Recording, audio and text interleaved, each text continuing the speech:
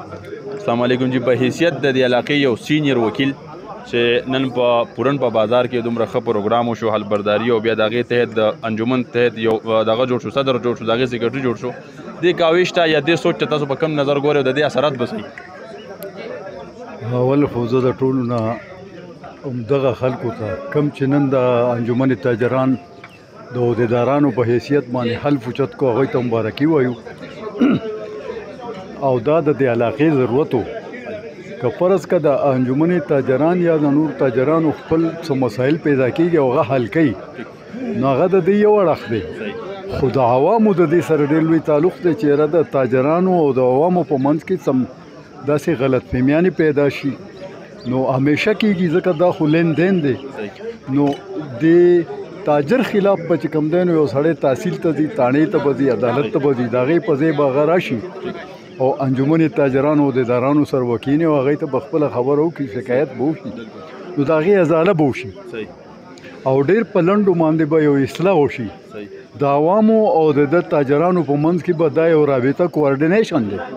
باقاعده، ځکه چې دا تاجران خو د بل ځای نه دي راغلي چې دا موږ پسې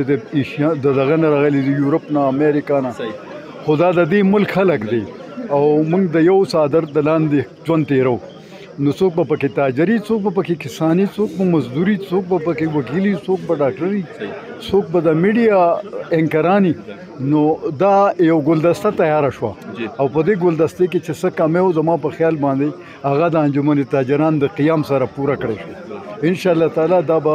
دورس نتایج د سوسایټۍ یا د معاشرې په بهترین مفادو باندې وګوري،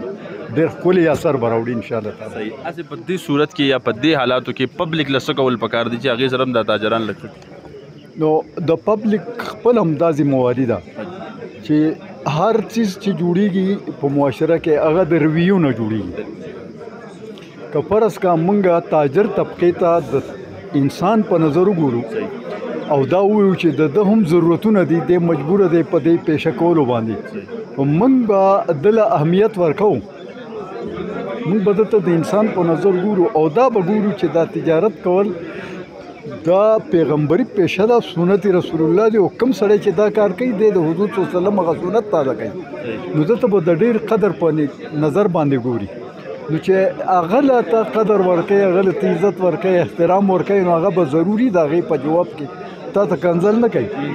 بدرت به نه وایي، نه به ستا سره څه غلطه رویه وساتي. نو د عوامو دا فرض جوړیږي چې خپله رویه کې چینج راولي او د رویو نه به دا مسله یا ورانیږي او یا به جوړیږي. نو ښه خبره دا ده چې زموږ څه مسله لکه تاسو وکتل په دې پاپړو باندې موضر صحت څیزونه چې دي په هغې باندې خلکو باس وکړو، دا د مجسټریټ کار نه دی. مجسټریټ خو یو سړی دی، هغه به وځي اسات کې به یو دوه درې تیلی ضایع کړي، بیا به هغه